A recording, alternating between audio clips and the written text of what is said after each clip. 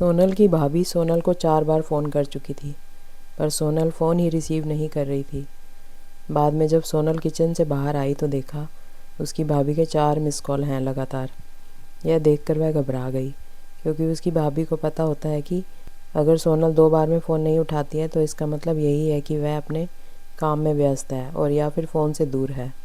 अब सोनल का मन घबरा रहा था, क्योंकि भाभी के 4 फ़ोन लगातार आने से उसे टेंशन हो गई थी, क्योंकि सोनल की मम्मी की तबीयत इन दिनों ठीक नहीं चल रही थी।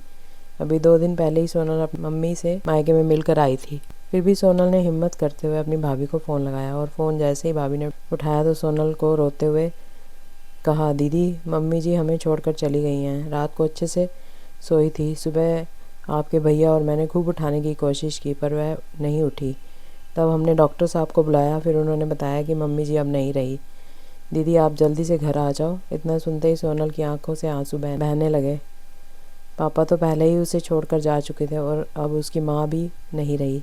सोनल तो बिल्कुल बेहाल हो चुकी थी।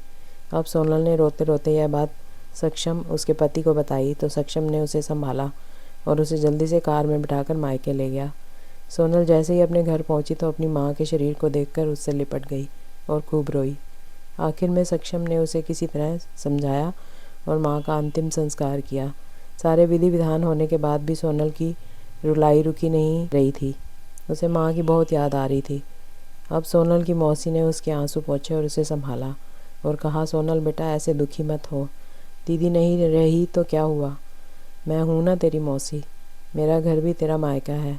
तेरा जब मन करे तब आ जाना अपनी मौसी के पास। वैसे कहते भी तो है ना, मौसी मतलब माँ जैसी। बेटी मैं तेरा दर्द समझ सकती हूँ, क्योंकि तेरे पापा तो पहले ही तुझे छोड़कर जा चुके हैं और आज दीदी भी चली गई। कहते हैं ना कि माँ के जाने के बाद तो लड़कियों का मायका भी छूट जाता है। यह भाभी तो बस दुनिया को दिखाने के लिए नाम का रिश्ता होता है, क्योंकि मायका तो माँ से ही होता है। सोनल भी मन ही मन सोचने लगी कि शायद मौसी ठीक ही तो कह रही हैं, और वह मौसी से लिपटकर ज़ोर ज़ोर से रोने लगी और कहने लगी, क्या क्या मासी, मेरा भी मायका अब नहीं रहा। तभी सोनल की भाभी दूर बैठी दोनों की बातें सुन रही थी। पहले तो भाभी ने सोनल को चुप कराया और फिर उसे दिलासा दी।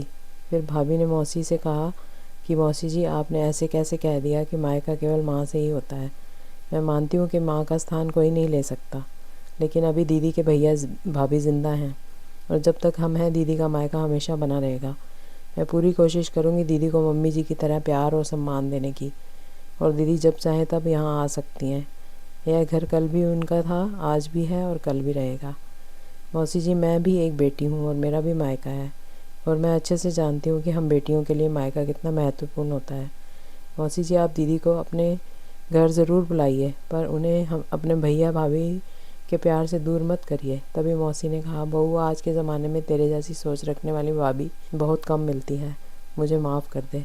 मैंने सोनल को गलत राह दिखाई। तभी सोनल अपनी भाभी के गले लग गई और बोली, भाभी आज आपने मुझे विश्वास दिला दिया कि भाभी भी माँ के समान होती है, और मैं संतुष्ट हूँ कि जब तक आप और भैया हो मेरा मायका सदा बना रहेगा। और किसी ने कहा है ना कि भाभी माँ के समान होती है। आज आपने मुझे इस बात का विश्वास भी दिला दिया है।